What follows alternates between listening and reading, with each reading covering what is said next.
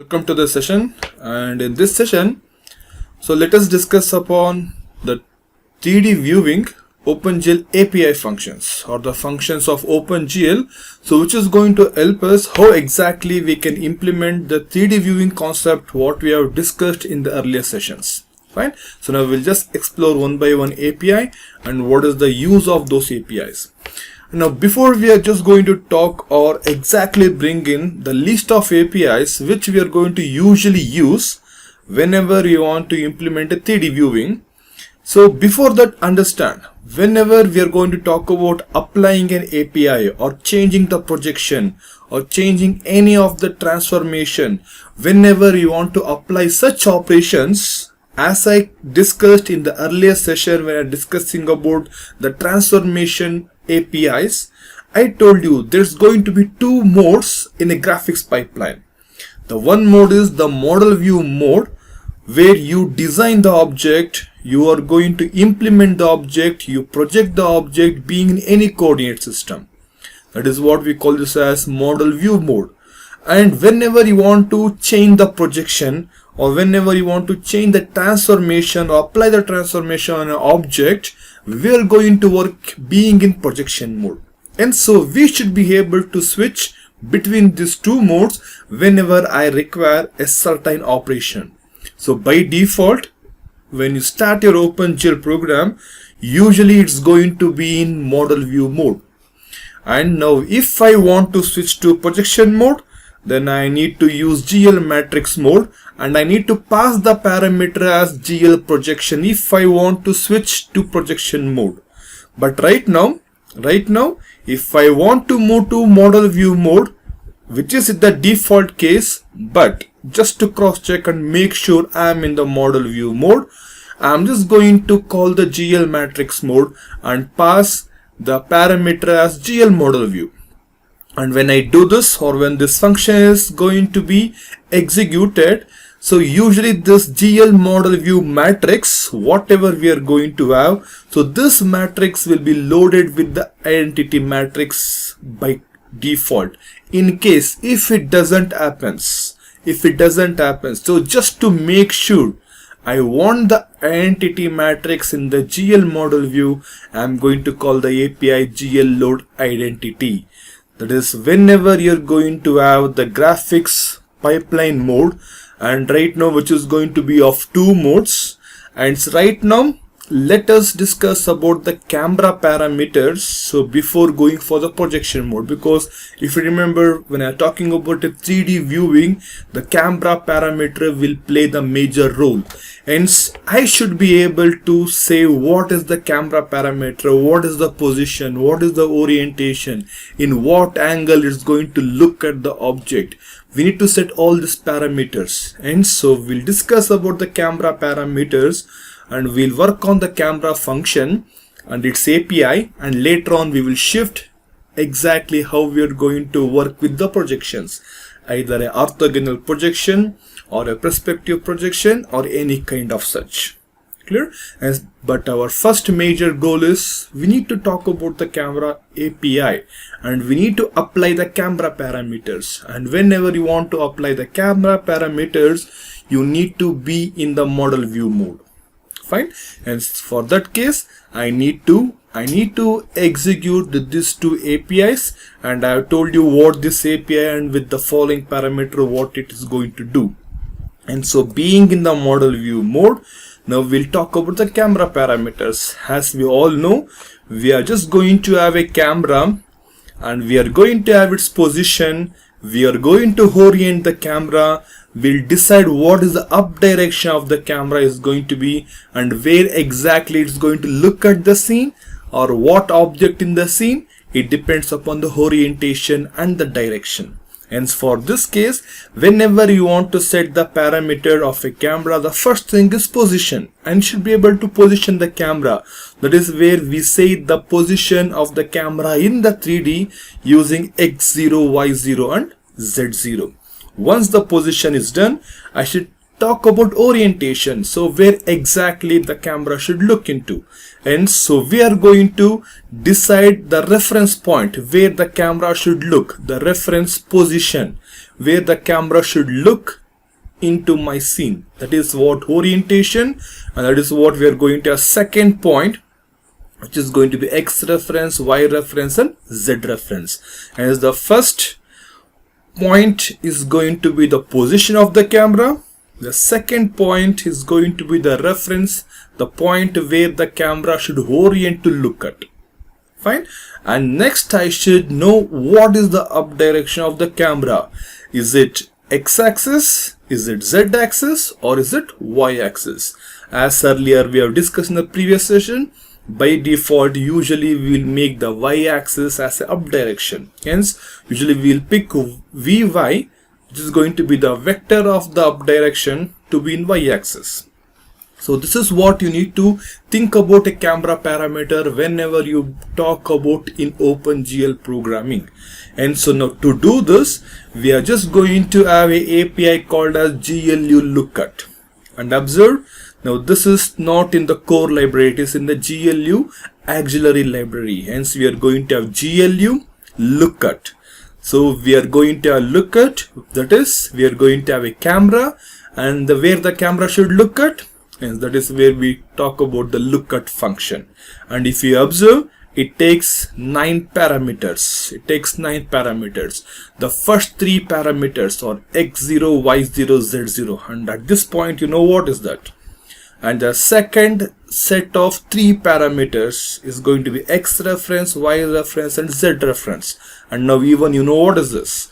And now you are going to choose which axis is going to be the up direction. Hence, if I say this as 1 and 0, 0, we are going to have X as the up direction for the camera. If I want to make Y axis as up direction, it is 0, 1, 0, and similarly for the Z. And this is the API which we are going to use. And by default, even if you don't use this, until now whatever the program we have came across, it never involved with GLU lookat function, as the default camera parameters were used. And by default this is the parameters. So we are going to have 0, 0, 0, that is I'm just going to place the camera at the position 0, 0, 0, and I'm going to keep the reference as 0, 0, -1, that is where exactly the camera should look at. And I'm going to have Vx, Vy and V, that is we are going to make the Y axis as an up direction. So this is how we are going to make use of the GLU lookat API to set the camera parameter. And once this is done, as I told you, my next job is we talk about the projection. We are going to talk about how we are going to set up an orthogonal projection and how we are going to set up the perspective projection. Hence to do that you need to shift the mode. So from the model view mode you need to switch to the projection mode, and to do that just use the GL matrix mode. The parameter should be GL projection, and make sure the identity matrix has been loaded by calling the function GL load entity. And by doing this, right now your program will be in the projection mode, and you can modify, you can change, you can set the projection type what you want right now. Hence first we'll just see the API what we are going to use to set up orthogonal projection. And so now whenever we're going to talk about an orthogonal projection, and this is going to be a rectangular parallel piped, the view volume what I have just discussed in the previous session. Hence we are going to have x min, x max, y min, y max, z min, z max as near and far. Hence if I talk about this view volume, so this can be replaced as x window minimum, that is the clipping window or clipping volume what I talk about now. And so this is going to be the d near, and this is going to be the d far, that is the distance near and the distance far from the center of projection or from the view plane. And this is what we call this as d near and d far. So keeping this in mind, we are just going to have an API called as GL ortho. So ortho is short form of orthogonal. And so if I want the orthogonal projection, we are going to use GL ortho. So at this point, just try to remember the 2D viewing and the respective 2D viewing API what we had used. If I want a 2D viewing, a rectangular clip area, we were using GLU ortho. GLU Ortho 2D. That is what the GLU Ortho 2D is going to be an auxiliary library, whereas GL Ortho is in the basic core library itself of your graphics library.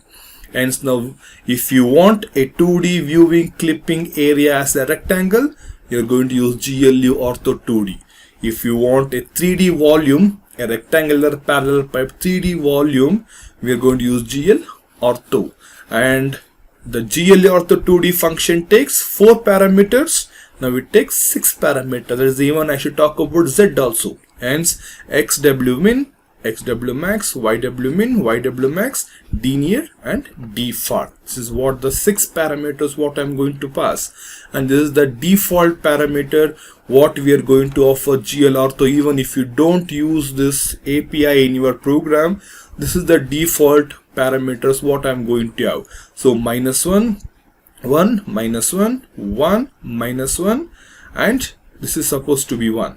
So I just made a mistake here, so please make correction. So this is supposed to be 1, and so I'm just going to have this as 1, so which is going to be, this is going to be -1 and 1. Clear? And now by having this as a default parameter, now you can just look at this. I'm just going to have a reference point. This is going to be 0, 0, and this is going to be near is 1 and far is -1. Now just look at this, what change it has been made. I have given near as -1, and I told you there's a correction here, the far is 1. The far is going to be 1. But if you just apply this to your program, the negative sign will be flipped. The sign will be flipped now. If it is -1, this will be 1, and if it is +1, this is going to be -1. The values will be flipped. Remember this. Whatever the value you're going to pass here will be multiplied with a negative signature, because your orthogonal projection or any projection near and the far plane should be always on the negative Z axis. For this case, this is going to happen. We are going to always multiply the negative sign with the whatever the value what I'm going to pass. Hence, if I'm going to change the parameter value as 10 and 20, as I told you, right now it is 10 and 20. So now the plane should appear on the positive Z axis, because the Z values are 10 and 20. But as I told you, so we multiplied with the negative value. Even if I give 10, this will be -10. If I give 20, this is going to be -20. This is how we are going to set the near and the far value. If I give 215, this is going to be -2, -5. Every time the near and the far plane or the view plane will be on the negative Z axis. Fine. And if I'm going to flip this, that is, I'm just going to have near values greater than the far value. If that is the case, and if I negate this, we're going to have far as -2 and near as -5, and this is the reference point. So just look at this. If this is the case, if the face which is near to the center of projection, can we call this as far? No, you cannot call. This should be near. It is supposed to be near, and this is where it's going to be a wrong execution. You cannot do this. So the far value, whatever we are going to use, should be greater than the near value. If it is violated, this is what it is going to cause. So this case cannot be handled, and so make sure every time the far value is going to be greater than the near value. And when it's negated, you need to make sure that the far value is less than the near value. While you're passing the parameter, the far value should be greater than the near value. But when negated, automatically the signature of this operator will also be negated to be less than. So this is what you need to look out when you're going to talk about GL Ortho. Fine. And if I talk about perspective projection function, it is similar to GL Ortho function, the same 6 parameters what I need to pass. Hence, so if I want to have a perspective projection, I'm going to have 2 ways of doing this. Hence, I've got 2 functions. One we call this as general perspective projection function. Another we call this as symmetric perspective projection function. And if it is a general perspective projection function, we use GL first term. So if you remember from where the word first term has came from, I was talking about a view cone, I'm talking about a view pyramid, so which will be chopped off with the near and the far plane, and now it is going to look like a first term. And that is where the name of the function has been derived from. Again, this belongs to the basic core library, as this belongs to GL library, and so we are going to have GL first term, the same 6 parameters what I discussed with the GL ortho function. Everything is similar now.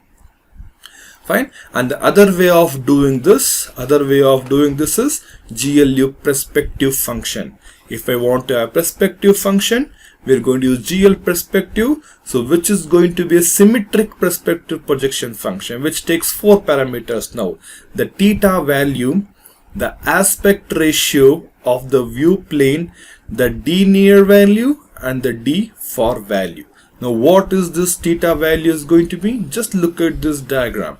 Now this is the center of projection, and this is going to be the view plane or the near plane, and this is going to be the far plane. So I should tell what is the near plane value distance from the center of projection, and the far from the center of projection. There's the 2 parameters what I pass here, and the angle, that is the angle of projection what I'm going to have, that is going to be the theta value. So hence the field of view we are going to give in form of angle, which is going to be the first parameter, and the width and the height of the view plane or the near plane will tell me what is the angle of view I am going to generate. So using theta value and using the width and the height ratio of the view plane as well as the near distance will tell me what is the angle of view is going to be and what is the cutoff range. It depends upon the far distance. Now this is how we are going to use the GL perspective whenever I want to have a perspective projection in your function. And so the 3 APIs which we are going to use whenever we are going to talk about the function, the GL ortho function, the GL first term function. If I want an orthogonal projection, use this API. If I want first term or if I want a perspective projection, either use this first term or use GL perspective. Now this two are similar with the parameters what I am going to pass, so no much difference in this case. And so now when I'm going to have this function, so we'll just have a look at an example program for how exactly we are going to make use of these functions in my program. So now I'm going to have an header file, and I'm going to set what is the window width and the window height, and what is the x0, y0 and z0, x reference, y reference, z reference for the camera parameter, and vx is 0, vy is 1 and vz is 0, as intentionally I'm making the y-axis to be the up direction, and the xw minimum, yw minimum, xw maximum and yw maximum to set the clipping view volume. And the near is 25, far is 125, where I am making literally to say the near value is going to be less than the far value. Hence we are going to have the init functions and user defined function where I am going to switch to GL model view because I want to use GLU lookat function. So if you want to make sure the load identity function has been applied or the identity matrix has been loaded, so please call with the GL load identity function. Fine. And we are going to have GLU lookat function where I'm going to pass the 3 parameters for the position, 3 parameters for the orientation, and the 3 parameters which will tell me what is the up direction with the respective value of the parameter what have been initialized over here. And I'm going to switch back to GL projection. Being in GL projection, I'm going to call GL first term function where I want perspective projection now. If I wanted a orthogonal projection, I would have used the function GL ortho where I'm going to pass wmin, wmax with ymin, ymax, dnear and the d4 value. So if I execute this set of function, I'll be able to set the camera parameter and I'll be able to set a perspective projection.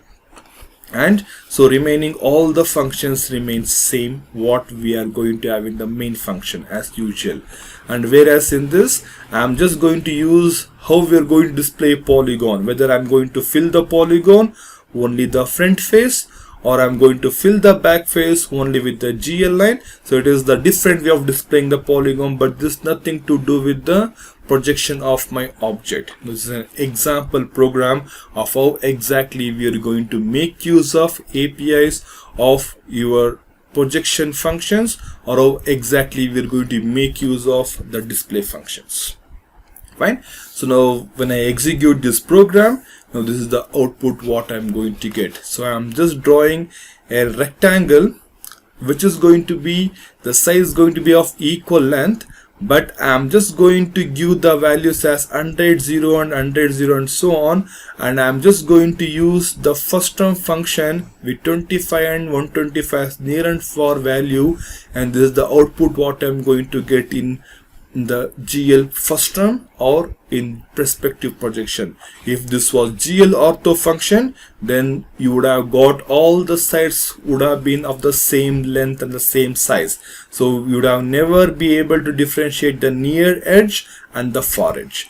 You are able to see this output as near edge and the far edge only because you have used GL first term. You can just try out. You can just replace with GL ortho, and you will see you will going to have all the lengths, that is the front, the near and the far will be of the same size. Fine. So this is how the example program is going to work when you are going to make use of those functions. Thank you for this session.